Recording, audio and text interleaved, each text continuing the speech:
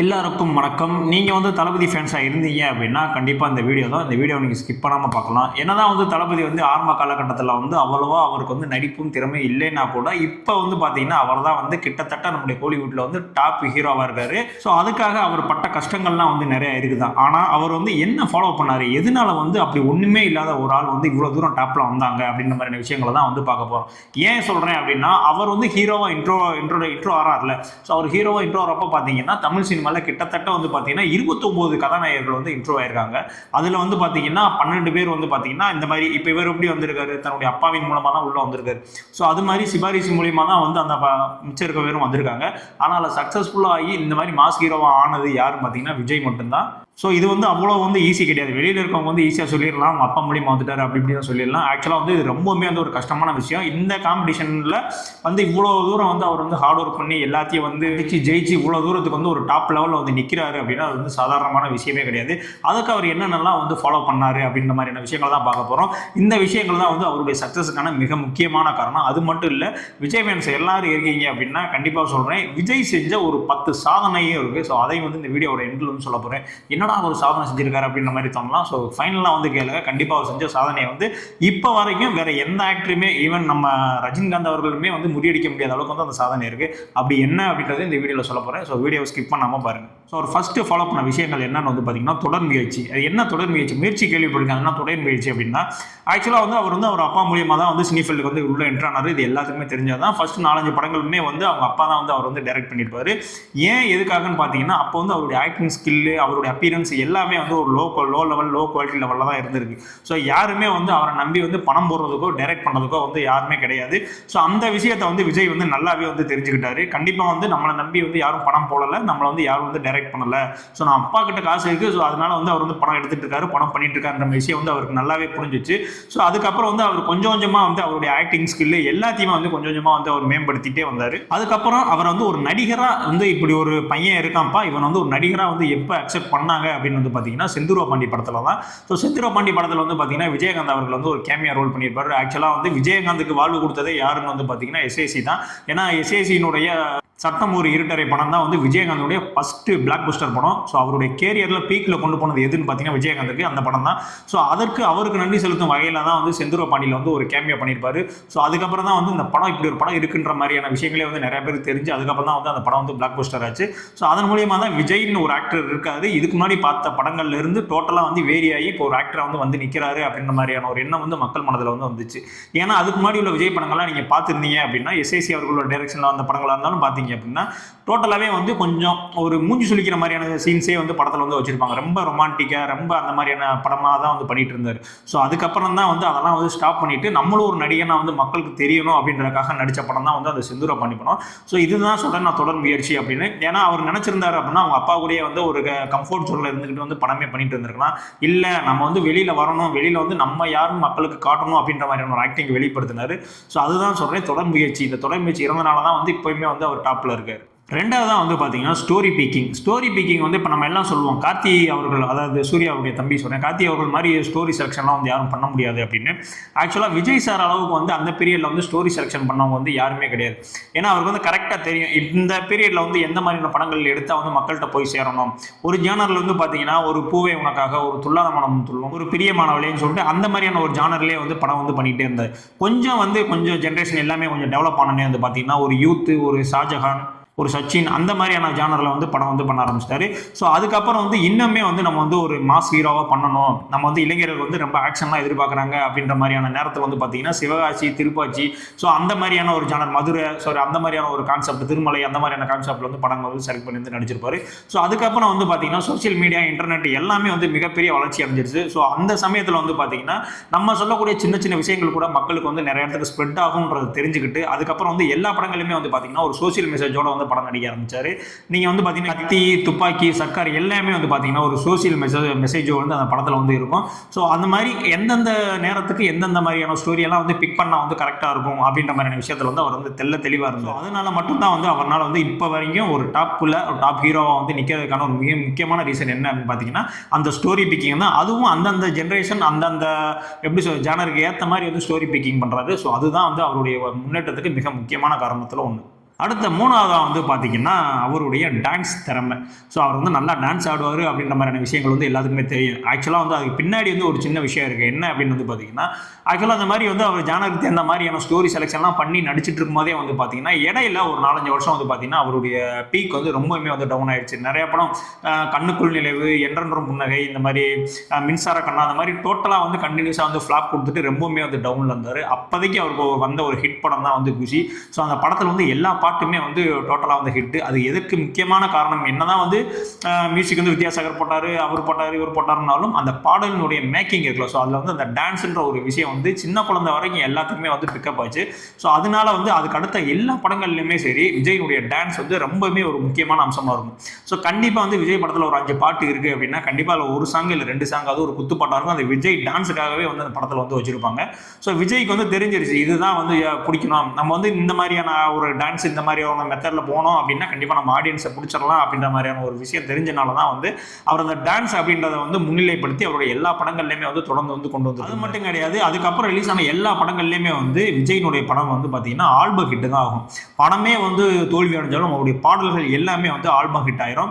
ஆக்சுவலாக வந்து இது வந்து வித்யாசாகருடைய சாங்கடா, இது வந்து ஏஆர் ரஹ்மானுடைய சாங்கடா, இது இவானுடைய சாங்கடா அப்படின்றதெல்லாம் சொல்றதெல்லாம் மறந்துட்டு இது வந்து விஜய் பாட்டுடா அப்படின்னு முதல் சொல்ல வச்சது யாருன்னு பார்த்தீங்கன்னா விஜய் மட்டும்தான். ஸோ அந்த பாட்டு ஓடினாலே வந்து இது விஜய் பாட்டடா, இப்போ எப்படி சொல்லுவோம், டே இது இளையராஜா சாங்கடா, டே இது ஏஆர் ரஹ்மான் சாங்கடா, அனிருத் சாங்கடா சொல்லுவோம்ல. ஸோ அப்போ வந்து மியூசிக் டைரக்டரவே வந்து ஓவர் கம் பண்ணி இருந்த ஆள் யாருன்னு பார்த்தீங்கன்னா விஜய் மட்டும்தான். ஸோ அப்போலாம் வந்து பார்த்தீங்கன்னா விஜய் பாட்டு அவ்வளோதான், இது வந்து இந்த மியூசிக் டைரக்டர் போட்ட பாட்டு அப்படிலாம் இல்லை, விஜய் பாட்டுறாது அந்த அளவுக்கு வந்து சொல்ல வச்சிருக்காங்க. அதுக்கு முக்கியமான காரணம் அவருடைய அந்த டான்ஸ் தான். அடுத்த 4வதாக பார்த்தீங்கன்னா விஜய் அவர்கள் வந்து எல்லாத்துக்குமே வந்து ஒரு தனித்தனி யூனிக் இருக்கும்ல. ஸோ அதே மாதிரி வந்து இப்போ நீங்கள் வந்து ரஜினி சார் பார்த்தீங்கன்னா ஒரு ஸ்டைலிஷான படமாக இருந்தால் ரஜினி சார் வந்து மிரட்டி விட்டுருவார். ஒரு கேங்ஸ்டர் மாதிரி படமாக இருந்தால் அஜித் சார் வந்து மிரட்டி விட்டுருவாப்புல. இந்த மாதிரி கெட்டப்லாம் மாற்றி எடுக்கணும் அப்படின்ற மாதிரி இருந்துச்சுன்னா கமல்ஹாசன் அவர்கள் வந்து மிரட்டிடுவார். ரொம்ப ஸ்ட்ரெயின் பண்ணி நடிக்கணும் அப்படின்ற மாதிரி இருந்துச்சுன்னா விக்ரம் சார் வந்து மிரட்டிடுவார். அதே மாதிரி ஒரு சீனை வந்து ரொம்ப எமோஷனலாக நடிக்கணும், அந்த படம் ரொம்ப எமோஷனலாக கொண்டு போகணும், ஆடியன்ஸ் கிட்ட கொண்டு போகணும் அப்படின்னா அதுக்கு வந்து விஜய் சார் மட்டும்தான் முடியும். ஆக்சுவலாக அது வந்து விஜய் ஃபேன்ஸுக்கே நிறைய பேருக்கு தெரியாது. விஜய் வந்து எமோஷனல் ஆக்டிங் வந்து அந்த அளவுக்கு வந்து அவருக்கு ஒரு கிங். நீங்க வந்து பழைய படங்கள் எல்லாமே எடுத்து பாருங்க, நீங்க துல்லா மனம் துள்ளும், பிரியமானவளே எல்லாமே எடுத்து பாருங்க. இப்ப ரீசெண்டா வந்த அதாவது ஒரு 10 வருஷம் முன்னாடி வந்த கத்தியா இருக்கட்டும், துப்பாக்கி படமா இருக்கட்டும், மெர்சல் படமா இருக்கட்டும், இப்போ வந்து லியோ படமா கூட இருக்கட்டும், எல்லாத்துலேயுமே வந்து அவர் அழுகக்கூடிய சீன், அவர் எமோஷனலாக நடிக்கக்கூடிய சீனில் கண்டிப்பாக வந்து உங்களுக்கு வந்து கண் கலங்கியிருக்கும். அந்த அளவுக்கு வந்து எமோஷனல் ஆக்டிங்கில் வந்து தெரி படத்தெல்லாம் பார்த்தீங்கன்னா உண்மையிலே வந்து கலங்கிடுவீங்க. ஸோ அந்த அளவுக்கு வந்து ரொம்பவுமே நெருக்கமாக நடிக்கக்கூடிய நடிகர் வந்து பார்த்தீங்கன்னா விஜய் சார் மட்டும்தான். ஸோ எந்த அளவுக்கு இப்போ கமல் சார் வந்து ஒரு எமோஷனல் சீனில் நடிக்கிறாரு அப்படின்னா கண்டிப்பாக வந்து நம்மளால அளவு வச்சுருவார். ஸோ அதற்கு அடுத்தபடியாக வந்து பார்த்தீங்கன்னா விஜய் சார் மட்டும்தான் எமோஷனல் ஆக்டிங்கில் கண்டிப்பாக வந்து டாப்பில் இருக்கக்கூடிய ஒரு ஆக்டிங் யாரும் பார்த்தீங்கன்னா விஜய் சார் மட்டும்தான். நீங்கள் மற்ற இண்டஸ்ட்ரியிலாம் நீங்கள் தெலுங்கு, கன்னடா, மலையாளத்தில் எடுத்தால் கூட இந்த அளவுக்கு டாப் மாஸ் ஹீரோஸில் இருக்கக்கூடிய ஆள்கள் எமோஷனல் சீன்ஸில் இந்த அளவுக்கு பண்ணுவாங்களா அப்படின்னு கேட்டால் கேள்விக்குறி தான். அடுத்த 5வதாக பார்த்தீங்கன்னா விஜய் சார் எப்பவுமே வந்து பார்த்தீங்கன்னா ஒரு ரெஸ்பான்சிபிலிட்டி வந்து எடுத்துப்பார். ஒரு படத்துக்கு வந்து என்னென்ன பிரச்சனைகள்லாம் வரலாம், இதுதான் பிரச்சனை அதுதான் பிரச்சனை இல்லை. விஜய் சார் படங்கள் ரிலீஸ் ஆனாலே வந்து ஒரு 5-6 வருஷத்துக்கு முன்னாடிலாம் வந்து பிரச்சனைகள்லாம் ஆகும். ஸோ அந்த மாதிரி பிரச்சனையான டயத்தில் கூட சில ஆக்டர்களுக்குலாம் நான் வந்து பேர் சொல்ல விரும்பல. ஸோ அவங்களுடைய படங்களுக்குலாம் பிரச்சனை வந்தப்போ கூட வந்து பார்த்தீங்கன்னா டோட்டலாக வந்து பின்வாங்கிட்டாங்க. ஸோ மொத்த ப்ரொடக்ஷன் டீமாக இருக்கட்டும், டேரக்டராக இருக்கட்டும், அவங்க தான் வந்து போராடிட்டு இருக்காங்க. ஸோ அந்த மாதிரி விஷயங்களில் வந்து விஜய் சார் வந்து என்றைக்குமே வந்து கையாள மாட்டார். இதுக்கு முன்னாடி அவருடைய 2-3 படங்களுக்கு பிரச்சனை வந்தப்போ கூட அவரே வந்து நேர்லேயே வந்து இல்லை நான் வந்து மன்னிப்பு கேட்குறேன் அப்படின்ற மாதிரி விஷயங்கள்லாம் சொல்லியிருக்காரு. ஸோ அப்போ வந்து அது நிறைய வந்து ட்ரோல் ஆச்சு. இவன் வந்து பயந்துட்டான்ப்பா, இவன் வந்து பயந்துட்டு மன்னிப்பு கேட்குறான்ப்பா அப்படின்ற மாதிரிலாம் அவங்களுக்கு வந்து தோணலாம். ஆக்சுவலாக வந்து இவர் மன்னிப்பு கேட்கல அப்படின்னா அந்த படம் வந்து ரிலீஸ் ஆயிருக்காது. அந்த படம் ரிலீஸ் ஆகலன்னா அந்த படத்தில் கிட்டத்தட்ட ஒர்க் பண்ண ஒரு 1000 பேர்த்தினுடைய உழைப்பு, அவங்களுடைய சம்பளம், வருவாய் எல்லாமே இருக்குது. ஸோ நான் ஒரு ஆள் ஈகோ காட்டுறதுனால மொத்தமே வந்து அது வந்து வீணாகுது அப்படின்ற மாதிரியான மைண்ட் செட் வந்து அவருக்கு தெரியும். ஸோ அதனால தான் அந்த ஈகோ எல்லாத்தையுமே விட்டுட்டு நம்ம ரெஸ்பான்சிபிலிட்டி, நம்ம வந்து படம் நடிச்சிருக்கோம், ஸோ நான் அதுக்காண்டியாவது வந்து ரிலீஸ் ஆகணும் அப்படின்ற மாதிரி வந்து இறங்கி வருவார். ஸோ இந்த ரெஸ்பான்சிபிலிட்டி காரணமாக தான் வந்து அவர் இன்னுமே வந்து ஒரு டாப் ஹீரோவை வந்து இன்னுமே வந்து ஜொலிச்சிட்டு இருக்காரு. அடுத்ததான் வந்து பார்த்தீங்கன்னா விஜய் சார் எப்பவுமே வந்து பஞ்சுவாலிட்டியில் வந்து கரெக்டாக இருப்பார். நீங்கள் வந்து ஒரு 8 மணிக்கு தான் ஷூட்டிங்க அப்படின்னா கண்டிப்பாக வந்து 7:50க்குலாம் வந்து ஷூட்டிங் ஸ்பாட்டில் இருப்பார். இப்போ இருக்கிற சின்ன சின்ன நடிகர்கள் அட்லீஸ்ட் இந்த 1 படம் 2 படம் ஹிட் கொடுத்த நடிகர்கள்லாம் பார்த்தா கூட வந்து லேட்டாக வருவான், காரம் சொல்லி அதாம் சொல்லி அப்படி இப்படின்னு சொல்லிட்டு ஏகப்பட்ட பஞ்சாயத்துலாம் வந்துட்டு இருக்கும். ஸோ இவர் வந்து இந்த அளவுக்கு வந்து ஒரு டாப் லெவலில் இருந்தாலும் கூட தன்னுடைய படம் ஷூட்டிங்கே அப்படின்னா கண்டிப்பாக வந்து டைமிங் வந்து போயிடுவார். இதனால வந்து ப்ரொடியூசர்களுக்கு வந்து நிறைய வந்து டைம், மணி எல்லாமே வந்து சேவிங்காக இருக்கும். ஸோ கேஎஸ் ரவிக்குமாருக்கு அப்புறம் ப்ரொடியூசருக்கு ரொம்ப பிடிச்ச ஒரு ஆக்டர் டேரக்டர் யார் அப்படின்னு வந்து பார்த்தீங்கன்னா விஜய் சார் தான். இன்னும் ஆக்டர் டேரக்டர்னு சொல்கிறான்னு நினைக்கிறோம்னா ஆக்சுவலாக ப்ரொடியூசருக்கு பிடிச்ச ரொம்ப முக்கியமான டேரக்டர் யாருன்னு பார்த்தீங்கன்னா கேஎஸ் ரவிக்குமார். அதே மாதிரி ப்ரொடியூசருக்கு பிடிச்ச ரொம்ப முக்கியமான ஹீரோ யாருன்னு கேட்டிங்கன்னா நம்ம விஜய் சார் மட்டும்தான். அதுக்கு இந்த பஞ்சுவாலிட்டியுமே வந்து மிக முக்கியமான காரணமாக வந்து அமைஞ்சிச்சு. அடுத்ததாக வந்து பார்த்தீங்கன்னா அவருடைய ரசிகர் மன்றங்கள் எல்லாத்தையுமே வந்து நற்பணி மன்றங்களாக மாற்றி நிறைய உதவி செஞ்சுட்டு இருக்காரு. ஸோ அந்த மாதிரி விஷயங்கள் வந்து மக்கள்கிட்ட வந்து அவர் வந்து ரொம்பவுமே வந்து நெருக்கமாக கொண்டு போச்சு. அதுலேயும் மெயினாக வந்து பார்த்தீங்கன்னா கோவிட் டைமில் வந்து நிறைய உதவிகள்லாம் வந்து பண்ணியிருக்காரு. அதுக்கு வந்து பார்த்தீங்கன்னா ஸ்டாலின் அவர்களே வந்து கூப்பிட்டு இந்த மாதிரியெல்லாம் விஷ் பண்ணி பரவாயில்ல உங்கள் டீம் வந்து இந்த அளவுக்கு பண்ணியிருக்காங்க அப்படின்ற அளவுக்குலாம் விஷ் பண்ணியிருக்காங்க. ஸோ இந்த மாதிரியான விஷயங்கள் வந்து விஜய் வந்து இன்னுமே வந்து மக்கள்கிட்ட வந்து நெருங்கி வந்து கொண்டு போக வச்சிச்சு. ஸோ இந்த நான் சொன்னல இந்த விஷயங்கள் எல்லாமே தான் வந்து விஜய் வந்து ஒரு டாப் பொசிஷனில் ஒரு டாப் ஹீரோவா வந்து கொண்டு போய் உட்கார வச்சதுக்கான மிக முக்கியமான காரணம். இது மட்டும் இல்லை, விஜய் வந்து நிறைய சாதனைகள்லாம் பண்ணியிருக்காருன்னு சொன்னேன்ல.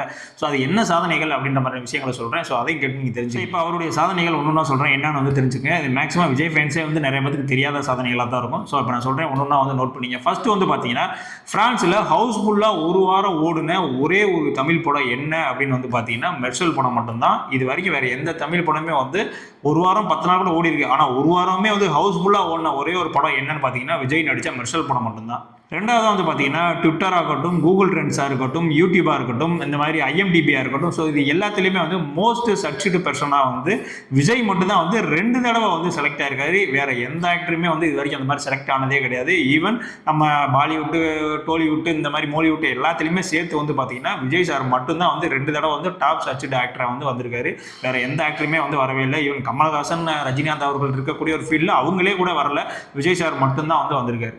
அதுக்கு அடுத்தபடியாக வந்து பார்த்தீங்கன்னா 1984 வெற்றி அப்படின்ற ஒரு படத்தில் வந்து குழந்தை நட்சத்திரமாக வந்து விஜய் சார் வந்து அறிமுகமாகிறாரு. அதே மாதிரி வந்து பார்த்தீங்கன்னா கமலஹாசன் அவர்களும் வந்து குழந்தை நட்சத்திரமாக வந்து அறிமுகமாயிருப்பாங்க. ஸோ குழந்தை நட்சத்திரமாக அறிமுகமாகி இப்போ இருக்கிற டாப் மாஸ் ஹீரோவாக வந்திருக்கக்கூடிய ஹீரோக்களில் யார் அப்படின்னு வந்து பார்த்தீங்கன்னா இவங்க 2 பேர் மட்டும்தான். வேறு யாருமே வந்து குழந்தை நட்சத்திரமாக நடிக்க வந்துட்டு பாதியிலே காணா போனவங்களும் இருக்காங்க. ஸோ அதுக்கப்புறம் பீக் ஆகாமல் இருந்த ஆள்களும் இருக்காங்க. ஆனால் குழந்தை நட்சத்திரமாக வந்து நடிக்க வந்து இப்போ வந்து மொத்த தமிழ் சினிமாவே வந்து ஆண்டுட்டு இருக்கிறது அப்படின்னு வந்து பார்த்தீங்கன்னா இந்த 2 ஆக்டர் தான், வேற யாருமே வந்து கிடையாது. அடுத்தபடியா வந்து பாத்தீங்கன்னா விஜய் சார் வந்து பாட்டு வந்து எல்லாமே ஹிட். அதாவது என்னடா விஜய் சார் பாட்டு ஹிட்னா புரியல அப்படின்னா, விஜய் சார் வாய்ஸ்ல பாடின பாட்டு எல்லாமே வந்து ஹிட். இது வரைக்கும் அவர் வாய்ஸ்ல பாடின பாட்டு எதுவுமே வந்து ஃபிளாப் ஆனதே கிடையாது. ரொம்ப ரீச் ஆகாம போனதும் கிடையாது. இந்த ரெக்கார்டு வந்து அவர் மட்டும்தான் வச்சிருக்காரு. இத்தனைக்கும் வந்து தமிழ் சினிமாவில் ஏகப்பட்ட நல்ல பாடகர்கள்லாம் இருக்காங்க. ஸோ அவங்ககிட்டே கூட இந்த மாதிரி ரெக்கார்ட்ஸ்லாம் வந்து கிடையாது. அவங்களே ஒரு 50 பாடல்கள் பாடினாங்கன்னா 20 பாட்டு ஹிட் ஆகும், 30 பாட்டு வந்து பிக்கப் ஆகாமல் போகும். ஆனால் விஜய் சார் அவருடைய வாய்ஸில் பாடினா எல்லா பாட்டுமே ஹிட்டு. நீங்கள் ஒரு டவுட்டாக இருந்துச்சு அப்படின்னா கூகுளில் போய் அவருடைய பிளேலிஸ்ட் எடுத்து நீங்களே பாருங்கள், அந்த பாட்டு ஹிட் இல்லையான்றது தெரியும். ஸோ மேக்ஸிமம் அந்த படத்தில் வந்து ஒரு படம் ரிலீஸ் ஆகுதுன்னா அந்த படத்தில் எல்லா பாட்டுமே கூட ஃப்ளாப் ஆயிருக்கலாம். ஆனால் விஜய் வாய்ஸில் வந்த பாடின பாட்டு இருக்குல்ல, ஸோ அது மட்டும் வந்து ஹிட்டு. ஸோ இந்த ரெக்கார்டு வந்து இவர் மட்டும்தான் வச்சிருக்காரு. ஆனால் இவர் ஒரு சிங்கரே கிடையாது, ஆக்சுவலாக ஒரு ஆக்டரு. ஸோ சிங்கருக்கு இருக்கக்கூடிய சாதனைகள்லாம் கூட விஜய் அவர்கள் வந்து வச்சிருக்காரு. அடுத்து வந்து பார்த்தீங்கன்னா மோஸ்ட் வாட்ச்டு ஃபிலிம்ங்க எதில் வந்து பார்த்தீங்கன்னா டெலிகாஸ்ட் ப்ரீமியமில் கில்லி படம் தான் இப்போ வரைக்குமே வந்து டாப் மோஸ்ட்டாக இருக்குது. ஆக்சுவலாக அந்த படம் வந்து 15 வருஷம் கிட்ட ஆயிடுச்சு. அதுக்கப்புறம் எத்தனை படங்கள் ரிலீஸ் ஆயிருக்கு, எத்தனை பெரிய மாஸ் ஹீரோ படங்கள்லாம் வந்திருக்கு. ஆனால் இப்போ வரைக்குமே வந்து அந்த கில்லி படத்தினுடைய ப்ரீமியரை வந்து இப்போ வரைக்குமே வந்து அடிச்சுக்கவே முடியலங்க. ஸோ அந்த ரெக்கார்டுமே வந்து விஜய் அவர்கள் தான் வச்சுருக்காங்க. இதற்கு அடுத்தபடியாக வந்து பார்த்தீங்கன்னா கில்லின்னு ஒரு படம் வந்துச்சு, எல்லாத்துக்கும் தெரியும். ஸோ அதுதான் வந்து விஜயினுடைய கேரியரவே வந்து மாற்றி போட்ட படம். ஸோ எல்லாருமே என்ன நினைப்பாங்க, கத்தி படம் மாற்றி போட்டுச்சு, துப்பாக்கி படம் வந்து அவர் கேரியரை மாற்றி போட்டுச்சு அப்படின்ற மாதிரி நினச்சிட்டு இருப்பாங்க. ஆக்சுவலாக வந்து அவரை வந்து ரொம்பவுமே வந்து ஒரு டாப் லெவலுக்கு டோட்டலாக வந்து ஒரு ஃபேமிலி ஆடியன்ஸில் வந்து மொத்தமாக கொண்டு போய் சேர்த்தது எந்த படம் அப்படின்னு வந்து பார்த்தீங்கன்னா இந்த கில்லி படம் தான். இத்தனைக்கும் இந்த படம் வந்து பார்த்தீங்கன்னா ஃபர்ஸ்ட் விஜய்க்கு வந்து ஒரு 50 கோடி படமாக வந்து வந்துச்சு. ஏஎம் ரத்னம் அவர்களுக்கு வந்து ஒரு மிகப்பெரிய சக்ஸஸ் கொடுத்த படம் எதுன்னு பார்த்தீங்கன்னா இந்த கில்லி படம் மட்டும்தான். ஆனால் இந்த படம் வந்து பார்த்தீங்கன்னா ஒரிஜினல் படமா அப்படின்னு கேட்டிங்கன்னா ஆக்சுவலாக இது வந்து ஒரு தெலுங்கு படம். தெலுங்கில் மகேஷ் பாபு நடித்த ஒக்கடு படத்தினுடைய ரீமேக் தான் வந்து இந்த படம். ஆனால் தெலுங்கில் வந்து அந்த படத்தினுடைய கலெக்ஷன் இருக்குல்ல, அதை காலையிலும் 15 மடங்கு வந்து இங்கே வந்து அதிகம். ஸோ ஒரு ரீமேக் படத்துக்கு எந்த அளவுக்கு வந்து கலெக்ஷன் ஆயிருக்கும் பாருங்க. ஏன்னா நடித்தது வந்து அதில் வந்து விஜய் சார். அது மட்டும் கிடையாது, ஒரு படத்துக்கு வந்து பார்த்தீங்கன்னா 3 வருஷமாக வந்து எந்த ஒரு டெலிகாஸ்ட்டுமே பண்ணல, ப்ரீமியம் எதுவுமே பண்ணலை. ஆக்சுவலாக வந்து அந்த காலகட்டத்திலாம் வந்து பார்த்தீங்கன்னா தேட்டரில் ஒரு படம் வந்துச்சு அப்படின்னா சாயந்தரமே வந்து கேபிள் டிவியில் போட்டுருவாங்க. ஸோ அந்த மாதிரி விஷயங்கள் இருக்குல்ல. ஆனால் அந்த கில்லின்ற படம் ரிலீஸ் ஆகி 3 வருஷத்துக்கு வந்து எந்த ஒரு டிவி எந்த ஒரு டெலிகாஸ்ட்லையுமே வந்து இந்த படம் வந்து திரையிடப்படலை. அதுக்கப்புறம் 3 வருஷத்துக்கு அப்புறம் தான் வந்து சன் டிவியில் வந்து ப்ரீமியம் பண்ணியிருக்காங்க. ஸோ இந்த ரெக்கார்டு விஜய்க்கு மட்டும்தான் இருக்குது. வேறு எந்த ஆக்டருக்குமே எந்த ஒரு படமுமே வந்து வந்தால் ஒரு வருஷத்துல 8 மாதமோ 6 மாதமோ தீபாவளிக்கு பொங்கலுக்கு வந்து படத்தை வந்து டிவியில் வந்து ப்ரீமியம் பண்ணிடுவாங்க. ஆனால் 3 வருஷமாக வந்து ப்ரீமியம் பண்ணாத ஒரே ஒரு படம் என்னன்னு பார்த்தீங்கன்னா இந்த கில்லி படம் மட்டும்தான். அப்போ எந்த அளவுக்கு வந்து அந்த படம் வந்து ஓடி இருக்குன்னு பாருங்க. அது மட்டும் இல்லாமல் இது வரைக்கும் 7 ஃபிலிம் 250 கோடிக்கு மேலே கொடுத்த ஒரே ஆள் யாருன்னு பார்த்தீங்கன்னா அதுவுமே வந்து விஜய் மட்டும்தாங்க. ஈவன் இன்னுமே ரஜினி கமல் அவர்களுக்குமே வந்து 250 crores மேலே வந்து இன்னுமே வந்து ஒரு 7 ஃபிலிம் கொடுத்தாங்களான்னா கிடையவே கிடையாது. 100 crores மேலே கொடுத்த லிஸ்ட்டில் வேணால் வந்து ரஜினி சார் அவர்கள் இருப்பாங்க. ஆனால் 250 crores வந்து பார்த்தீங்கன்னா விஜய் சார் மட்டும்தான் எப்பயுமே ஃபர்ஸ்ட்டில் இருக்காப்புல. ஸோ இன்னொரு முக்கியமான ரெக்கார்டுங்க. இது வந்து எப்படி சொல்கிறதுனா எந்த ஒரு இண்டஸ்ட்ரியுமே பண்ணாத ரெக்கார்டு. ஆக்சுவலாக கோவிட் வந்து டோட்டலாக வந்து லாக். யாருக்கிட்டையும் வந்து 10 பைசா காசு எதுவுமே கிடையாது. டோட்டலாக வந்து இப்போ கவர்மெண்ட் கொடுக்குற காசு சாப்பாடு அதை வச்சு தான் வந்து புல போட்டிட்டு இருக்காங்க. ஒரு ஸ்டேஜுக்கு மேலே இனிமேல் லாக்டவுன் இல்லை அப்படின்ற மாதிரி வந்து ஒரு ஃபினிஷ் பண்ணுறாங்க. ஸோ அதுக்கப்புறம் வந்து ஒரு படம் வந்து ரிலீஸ் ஆகுங்க. அந்த படம் பேர் தான் வந்து மாஸ்டர். ஸோ மக்கள் மத்தியில் 10 பைசா கூட இல்லை, இவன் படம் ரிலீஸ் பண்ணுறான், இந்த படம்லாம் எப்படி ஓட போகுது அப்படின்ற மாதிரி அதர் இண்டஸ்ட்ரிலாம் பார்த்துட்டு இருக்கப்ப ஸோ அந்த படம் வந்து ஓடி 250 கோடி வந்து வசூல் பண்ணிச்சு. ஸோ மொத்த இண்டஸ்ட்ரியுமே வந்து சினிமா இண்டஸ்ட்ரியுமே வந்து வாயை பிறந்துட்டானுங்க. இது எப்படி வந்து சாத்தியம்? அவன் காசு இல்லை, சாப்பாடு இல்லைன்னு சுற்றிட்டு இருக்கான். இவன் வந்து லாக்டவுனுக்கு அப்புறம் வந்து ஒரு படத்தை ரிலீஸ் பண்ணுறான், அந்த படமே வந்து 250 கோடி வந்து வசூல் பண்ணிட்டு இருக்கேன் அப்படின்ற மாதிரி இந்த ரெக்கார்டு வச்சிருக்க ஆள் யாரும் பார்த்தீங்கன்னா அதுவுமே வந்து விஜய் சார் மட்டும்தான். ஸோ இவ்வளோ ரெக்கார்டு, இவ்வளோ டேலண்ட், இவ்வளோ திறமை எல்லாமே வச்சிருக்கிற விஜய் சார் வந்து திடீர்னு வந்து சினிமா விட்டு போகிறோம் அப்படின்னோடனே வந்து எல்லா ஃபேன்ஸுக்குமே வந்து ஒரு மிகப்பெரிய ஒரு பாதிப்பாக தான் இருக்கும். ஸோ என்னுடைய விருப்பமும் என்ன அப்படின்னா, நீங்கள் வந்து அரசியலுக்கு போனாலும் சரி, நீங்கள் வந்து அரசியலில் இல்லாமல் இங்கே சினி ஃபீல்டுக்கே டோட்டலாக வந்தாலும் சரி, நீங்கள் ஜெயிச்சாலும் சரி தோற்றாலும் சரி, ஸோ சினிமா அப்படின்றது வந்து நீங்கள் கொஞ்சம் டச்சில் இருந்துக்கிட்டே இருந்தால் தான் உங்களுடைய ரசிகர்களுக்கு வந்து சந்தோஷப்படுவாங்க. நீங்கள் ஜெயிச்சு சிஎம் ஆகிறத விட நீங்கள் சினிமாவில் இருந்துக்கிட்டு அப்பப்போ ஒரு படங்கள் கொடுக்குறதா வந்து அவங்களுக்கு மிகப்பெரிய வந்து ஒரு சந்தோஷமாக இருக்கும் அப்படின்றது தான் வந்து உண்மை. ஸோ நீங்கள் முடிஞ்ச அளவுக்கு வந்து வருஷத்துக்கு ஒரு படம் இல்லை 2 வருஷத்துக்கு வந்து ஒரு படம் அந்த மாதிரி சின்ன சின்ன ஏதாவது ஒரு படமாக நடிச்சுட்டு இருந்தால் கூட உங்களுடைய ரசிகர்கள் வந்து இன்னுமே வந்து சந்தோஷமாக இருப்பாங்க அப்படின்றதான் வந்து என்னுடைய கருத்து.